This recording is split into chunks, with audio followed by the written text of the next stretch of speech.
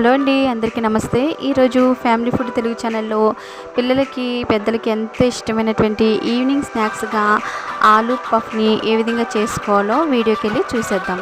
ముందుగా mixing bowl తీసుకోవాలి. ఇందులో 2 కప్స్ వరకు మైదా పిండి జల్లించి తీసుకున్నాను. అలాగే సాల్ట్ సరిపడినంత వేసుకుని చేత్తో బాగా కలుపుకోవాలి. ఈ విధంగా కలుపుకున్న తర్వాత 2 టేబుల్ స్పూన్ వరకు ఆయిల్ కూడా వేసుకుని ఇది కూడా చేత్తో బాగా కలుపుకోవాలి. ఈ విధంగా కలుపుకున్న తర్వాత వాటర్ అనేవి ఒక్కసారి కాకుండా కొద్ది కొద్దిగా పోసుకోవాలి. బాగా పలచగా అయితే చేసుకోకూడదు. మీకు చూపిస్తున్నాను కదా, ఒక్కసారి కాకుండా కొద్ది కొద్దిగా పోసుకుంటే ఈ విధంగా ముద్దలాగా చేసుకోవాలి.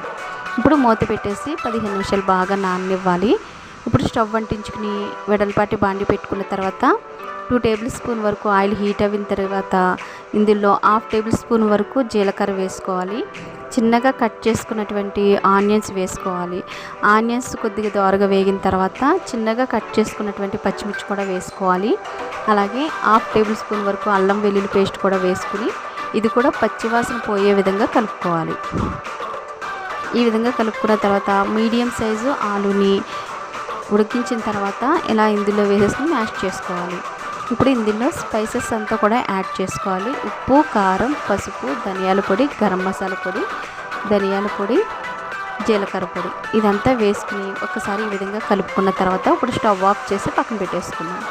ఇప్పుడు చిన్న బౌల్లో 4 టేబుల్ స్పూన్ వరకు మైదా పిండి, 2 టేబుల్ స్పూన్ వరకు ఆయిల్ తీసుకుని ఈ విధంగా కలుపుకోవాలి. ఇది బైండింగ్ కోసం అండి.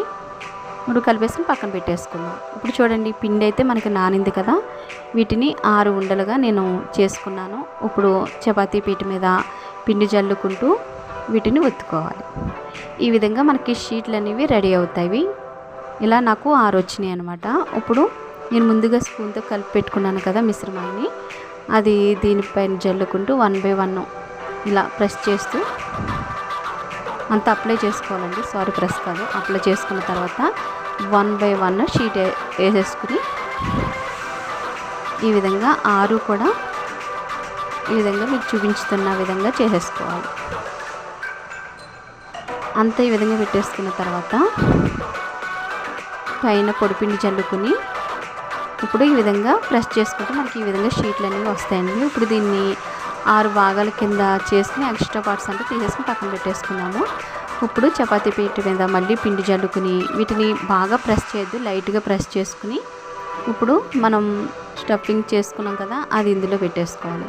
వాటర్ అనేవి మధ్యలో ఒక డ్రాప్ యాడ్ చేసుకుని ఈ విధంగా షీట్ అంతా కూడా ఒక లేయర్ మాత్రం తీసుకుని ఇలా కవర్ చేసుకోవాలి.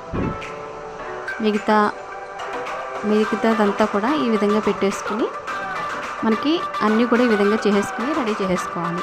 ఇప్పుడు స్టవ్ అంటించుకుని వెడల్పాటి బాండి పెట్టుకున్న తర్వాత డీప్ ఫ్రైకి సరిపడా ఆయిల్ హీట్ అయిన తర్వాత ఇప్పుడు ఇవన్నీ ఒక్కసారిగా కాకుండా మీరు తీసుకున్నటువంటి ఆయిల్ మూకిడి సైజుని బట్టి 2 3 వేసుకుంటూ ఇలా వేసిన తర్వాత ఆయిల్ని కొద్దిగా అలా పైకి వీటి మీద పడేటట్టు చేసుకుని 2 వైపులా కూడా మంచి కలర్ వచ్చేంత వరకు డీప్ ఫ్రై చేసేసుకుని తీసేసుకోవడమేనండి.